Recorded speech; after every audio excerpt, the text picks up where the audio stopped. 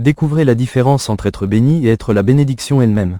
Être la bénédiction elle-même. Lors de la réunion, l'évêque Renato Cardoso a expliqué ce que signifie être la bénédiction elle-même, et pourquoi beaucoup, même au sein de l'Église, vivent dans la frustration malgré leur recherche de Dieu. Il y a une différence fondamentale entre être béni et être la bénédiction. La plupart des gens courent après les bénédictions, mais oublient celui qui bénit, a-t-il souligné. La promesse faite à Abraham. Je ferai de toi une grande nation, je te bénirai, je rendrai ton nom grand, et tu seras une bénédiction. Genèse 12/2. Selon l'évêque, cette bénédiction ne se limitait pas aux patriarches, mais s'étend à tous ceux qui vivent de la même foi. Lorsque Dieu a dit à Abraham que, par sa descendance, toutes les familles de la terre seraient bénies, il s'adressait à moi et à vous. Cette promesse nous est parvenue par le Seigneur Jésus-Christ, a-t-il expliqué.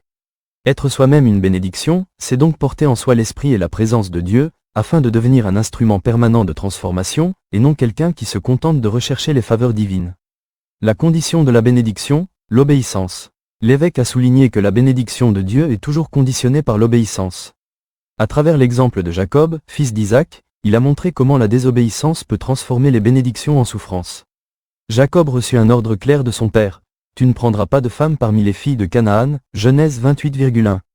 Mais il désobéit, il épousa plusieurs femmes, dont des étrangères, et cela eut des conséquences. Bien qu'ayant hérité de la bénédiction d'Abraham, Jacob vécut une vie marquée par les conflits familiaux et la souffrance. Dans Genèse 47/9, il reconnaît lui-même. Peu nombreux et mauvais furent les jours de ma vie. L'évêque a rappelé que la désobéissance a toujours des conséquences. La bénédiction de l'Éternel apporte la richesse, et il n'y ajoute aucune peine. Proverbe 10h22. Mais on peut se faire du mal en mêlant désobéissance et bénédiction. Quand l'émotion l'emporte sur la foi. Un des points centraux de la réunion était la mise en garde contre le fait de suivre son cœur plutôt que la parole de Dieu. Jacob était guidé par son cœur. Il désirait Rachel, même en sachant que Dieu avait un autre plan. Et combien aujourd'hui agissent de même? Ils savent ce qui est juste, mais s'obstinent à suivre les désirs de leur cœur.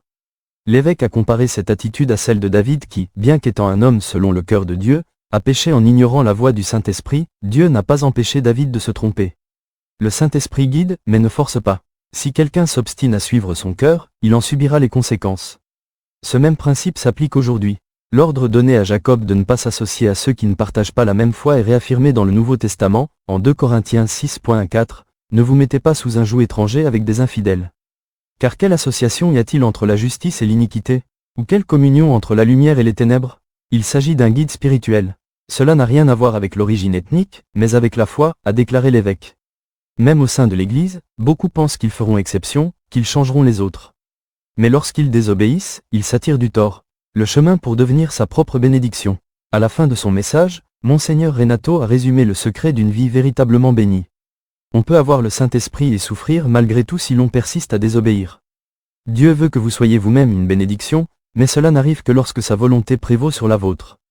La véritable bénédiction, a enseigné l'évêque, n'est pas l'absence de problème, mais la présence d'une guidance. La bénédiction du Seigneur n'apporte pas la souffrance. Chers bien-aimés en Christ, ne passez pas sans abonner et partager pour aider vos amis ou proches à alimenter leur foi chrétienne. Et que Dieu te donne une âme qui ne perd jamais la foi. Si tu crois, dis Amen dans les commentaires.